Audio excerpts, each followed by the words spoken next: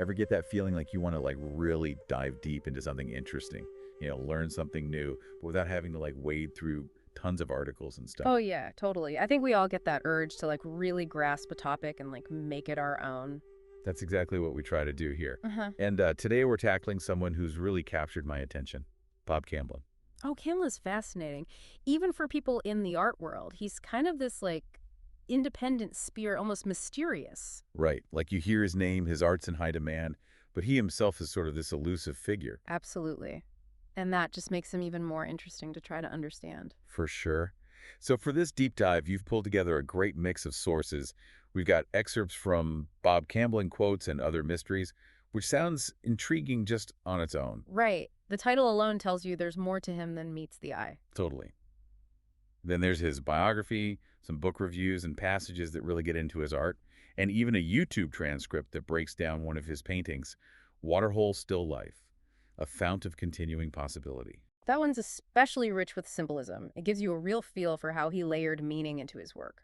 So our mission today is to kind of unpack Camblin's core ideas about art, life, creativity, perception, Yeah. all that good stuff. Exactly. See if we can pinpoint those recurring themes, those unique concepts that he kept coming back to, and maybe even find some thought-provoking ideas that our listeners can take with them. I love it. So when you've got such a multifaceted guy, where do you even begin to unravel the enigma that is Bob Camblin?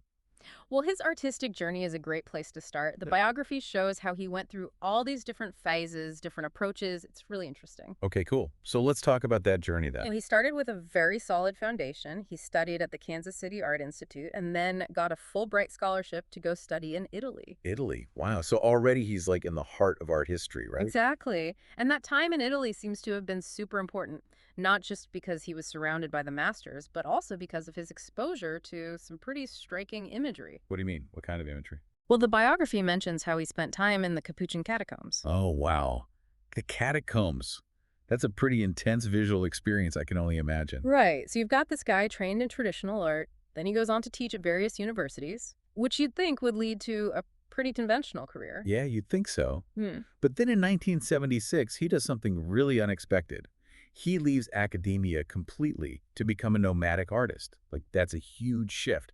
What do you think that says about him? I think it shows a deep commitment to his artistic freedom. He didn't want any constraints. He wanted to engage with the world and with his own creativity in a very direct way. It's like he was rejecting those traditional structures that a lot of artists kind of get pulled into. Exactly. Yeah. And you see this idea come up again and again in his own words. He really believed art should be able to speak directly to the viewer without needing a ton of interpretation or explanation. And it wasn't like he was totally isolated either, right? The biography talks about how much he collaborated with other artists. Yeah, he had B&E Productions with Earl Staley and Joe Tate and then the holding firm.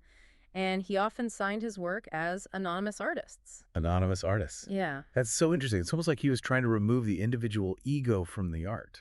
I think that's exactly right. It's more about the shared process of creation, less about individual fame or recognition. Which kind of goes against the grain of how the mainstream art world usually operates. Totally. And it's interesting to think about how that ties into some Eastern philosophies, too, the idea of interconnectedness and transcending the ego. Right.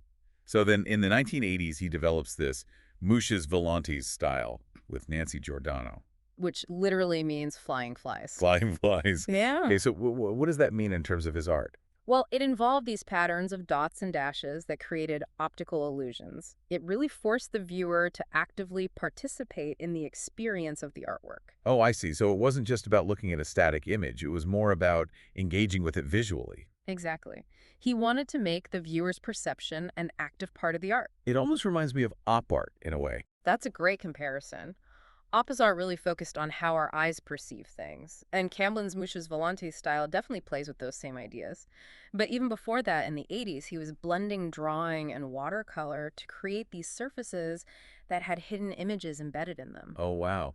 So he was always pushing the boundaries of how people experienced art. For sure, he wanted people to really look closely and to actively engage with what they were seeing. The biography also mentions how he wanted to remake Goya in 20th century terms and question how we see reality. That's a pretty bold artistic goal. It is, and it really shows how ambitious he was as an artist.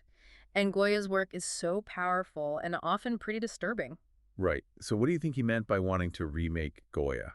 Well, Goya was this master from the late 18th and early 19th centuries. He was known for depicting humanity in all its complexity, including the dark side, and he wasn't afraid to challenge social norms. So Camlin wanted to bring that same intensity and that same questioning of reality into the 20th century, using the artistic language of his own time. Exactly. He wanted to make people feel something and make them think about what they considered real. That's really interesting.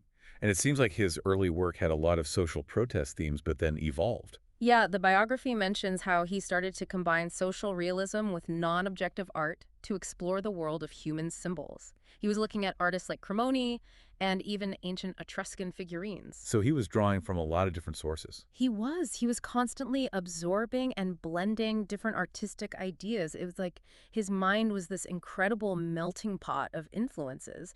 And the shift from social commentary to focusing on symbols suggests that he was going deeper, trying to understand those underlying forces that shape us as humans. Totally. It's like he was moving from the outward to the inward. And then he returns from Italy, and there's this clear impact from Byzantine, late medieval, and Renaissance art. He starts creating these huge monumental drawings as finished pieces, even incorporating what he called corrections and his own personal symbols. Like in his drawing Descent from the Cross, which is mentioned in the biography, it's clear that Italy had a huge impact on him visually. He wasn't just observing, he was internalizing those styles. It was more than just studying the masters. He was really immersing himself in those different artistic traditions. And those corrections and symbols add such an interesting layer. It's like he's engaging with these big, timeless themes in a very personal way. Then in the 1960s, he starts to combine the style of Hugo van der Goes with the emotional intensity of Goya. Van der Does was an early Netherlandish painter known for his really subtle and poetic work, so it's an interesting contrast with Goya's darkness. Right. And then in the 1970s, his work takes another turn. He starts exploring mystical themes with images of puppets, scarecrows, skulls, murky water. The biography even suggests that writers like Nikos Kazantzakis and Günter Grass were influencing him during this time. So it's like he's constantly pushing into new territory, both visually and thematically. For sure, he wasn't afraid to experiment and to let different influences shape his work. And I love this quote from him. It really captures his personality. I don't consider art as heavy. However, if you think it's funny, I'll get serious. And if you think it's serious, I'll make a joke of it. That's so Camblin. He had this playful yet insightful way of looking at things. He never wanted to be put in a box. Exactly. It's like he understood that art could be multiple things at once, and that how you experience it is subjective. Totally. And now we get to dive into his own words, which is where Bob Camblin quotes and other mysteries comes in. This collection gives us such a great insight into his mind. So let's jump into those quotes because they're really where Camblin's unique way of thinking shines through. Like this one about the transient nature of things. Fortunately, some things remain forever, or another 10 years perhaps. There's definitely humor there, but also a deep awareness of impermanence. Like even the things we think will last forever eventually change or disappear. It's like a little reminder to appreciate what we have while we have it. Exactly. And then there's this one about loss and change. 3 cottonwood trees, now with them gone. Look, it's so short, but so powerful. It's like a punch to the gut. It really captures that feeling of absence and how loss can make you see things differently. And the way he connects memory music and aging, as they approach the memory of songs and music stopped. Saltaire, summer 1967. It's so specific and evocative. It's like a snapshot of a moment that's fading with time. It makes you think about how much of our past is tied up in those sensory experiences. And then this one about the interconnectedness of science, magic, philosophy, and art.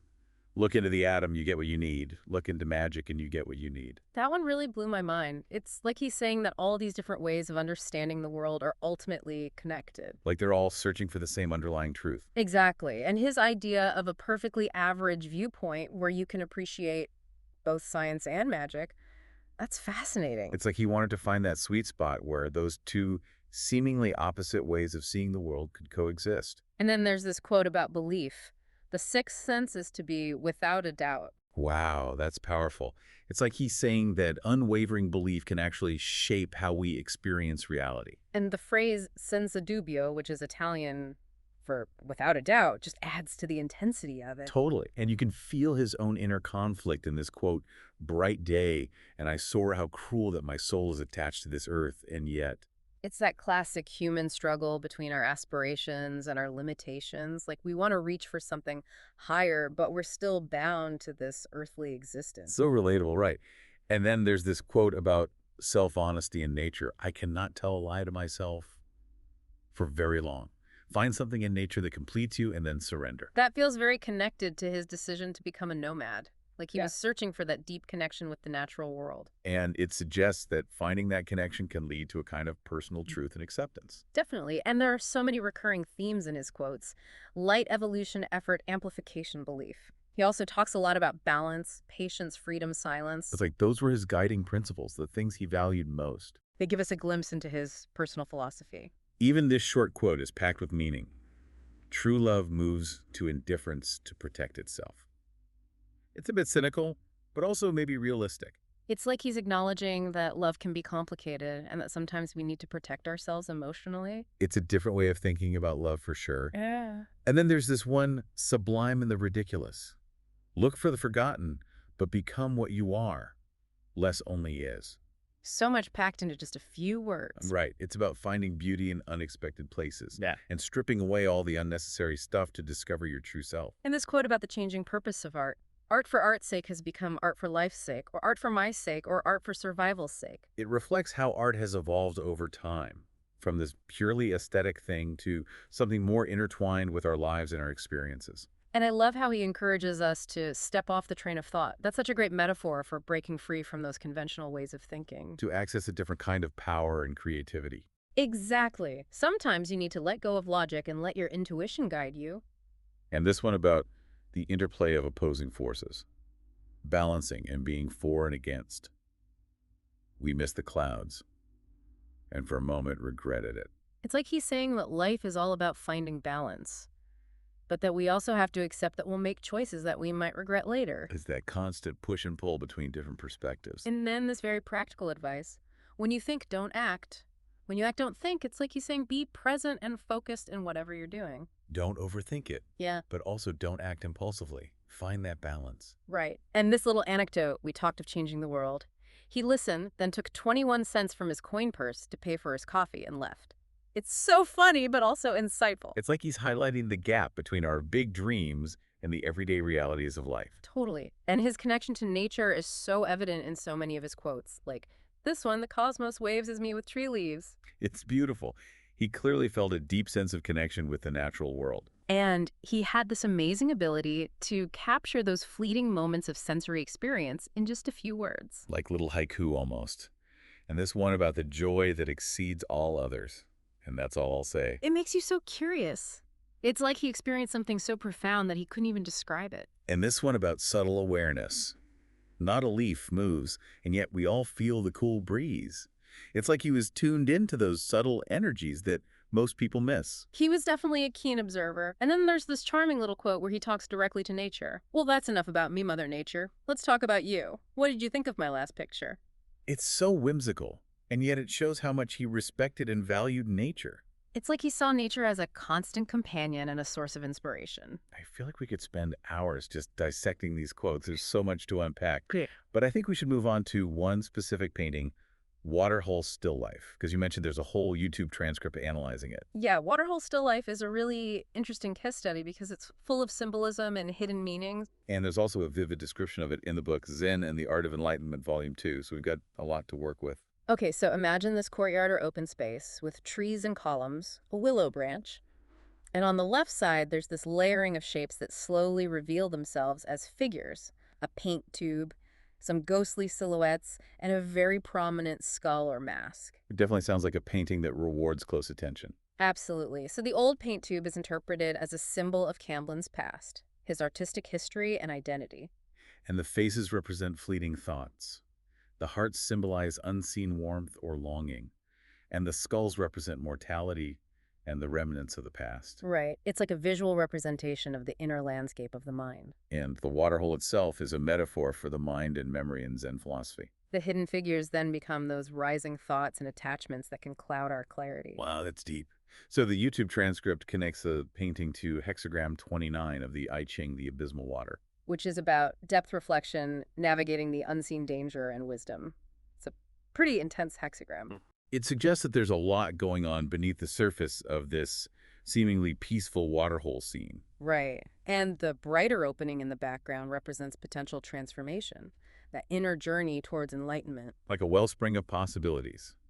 And the waterhole can also be seen as a teacher from a Taoist perspective. Providing nourishment without force, flowing without resistance, reflecting the surrounding world. And that ties into this idea that we need to move with the past without letting it define us. Exactly. The old paint is part of who we are, but we don't have to be trapped by it. There's also an existentialist interpretation, where the waterhole is a mirror for self-engagement, and the paint tube represents the artist's presence and creativity. It's like he's saying that we all have this potential for transformation and self-discovery. And the challenge is to really see what's right in front of us, to look beyond the surface and discover those hidden meanings. It's a call to introspection, to explore our own inner landscapes. So now let's switch gears and talk about Camblin's views on the art world itself. The biography mentions how he was critical of galleries and museums, He felt that they often made the same mistakes that artists do when it comes to curation. like they weren't always presenting art in a way that honored the artist's original intention. Right, and his relationship with money was also complex. He sometimes even refused payment for his work. That shows a lot of integrity. He wasn't in it for the money. He was driven by something deeper. Definitely. And his ideal for exhibitions was fascinating. He wanted them to showcase just one artist's entire environment. Like to give the viewer a completely immersive experience. Exactly, to step into the hallways of the process and really understand where the art came from. And his approach to navigating the art world was pretty straightforward. Yeah. Just have faith in your work and keep creating high-quality art. It's simple but powerful. He believed that if you're true to yourself, the rest will follow. And then there's this idea of turning stumbling blocks into stepping stones, which he represented in his paintings with jars of water. The water symbolizes clarity and the process of unraveling. It's a beautiful metaphor for resilience and growth. It's like he's saying that even our mistakes can be opportunities for learning.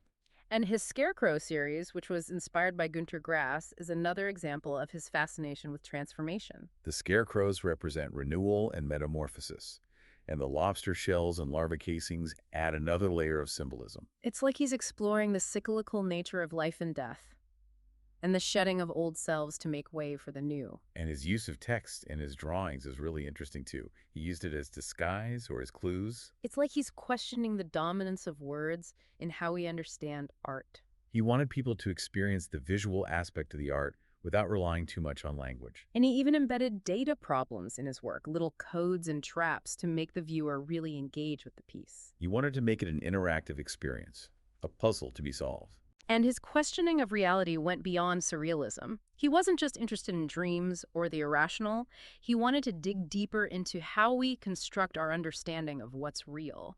And his desire to explore those imaginative realities that go beyond our everyday experiences, that's where things get really interesting. He was fascinated by the unknown, by those spaces between the conscious and the unconscious. And he was very aware of his place in art history.